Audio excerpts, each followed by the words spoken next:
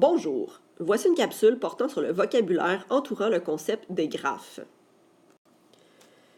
Donc, il y a plusieurs mots importants à connaître lorsqu'on s'intéresse à un graphe. Tout d'abord, un graphe, c'est un ensemble d'éléments et un ensemble de liens entre ces éléments. Donc, on va vouloir mettre en lien plusieurs éléments d'une situation. Pour arriver à faire ceci, on va utiliser des points et des lignes.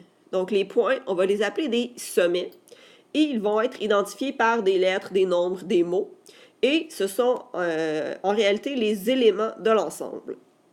Et il y a aussi des lignes qu'on appelle des arêtes qui correspondent aux liens qui existent entre les éléments. Les arêtes habituellement vont être nommées à l'aide des lettres qui identifient les sommets, peu importe l'ordre dans lequel on lit. Donc, si on a l'arête AB, ça pourrait être A-B, B-A ou encore AB ou BA collé. Donc, si on regarde les deux exemples, donc dans notre premier graphe, on a le graphe qui met en relation A, B, C, D et E. Donc, on a 5 éléments et on a différentes arêtes qui relient certains de ces éléments. Donc, AB, BC et CD sont des arêtes, alors que A, B, C, D et E sont des sommets. De la même façon, pour notre deuxième graphe, cette fois-ci, nos sommets sont représentés par des nombres. Donc, 1, 2 et 3 sont les 3 sommets qui représentent les éléments à mettre en relation. Et on a 1, 2 et 1, 3 qui sont les arêtes. Donc, lorsqu'on utilise des nombres, on va toujours mettre le tiret entre les noms des sommets pour parler des arêtes. Par la suite, quelques autres mots de vocabulaire à connaître dans le concept de graphe.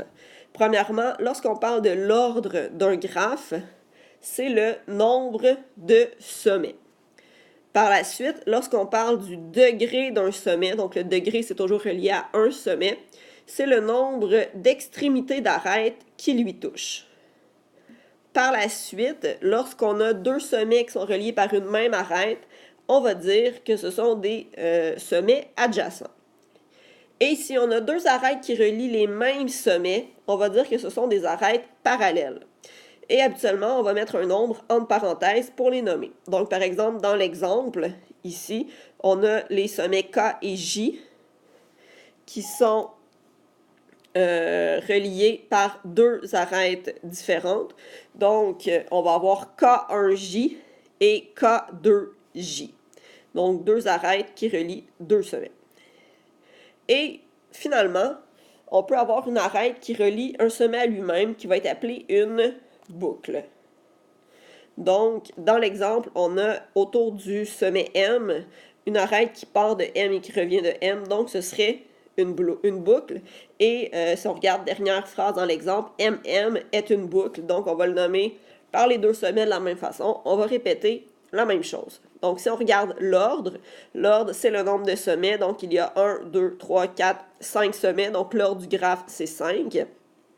Si on regarde le degré du sommet K, il y a deux arêtes qui partent du sommet K. Donc, le degré du sommet K est 2. Si on parle du sommet M, il faut faire attention, c'est le nombre d'extrémités qui relient. Donc, on en a 1, 2, 3.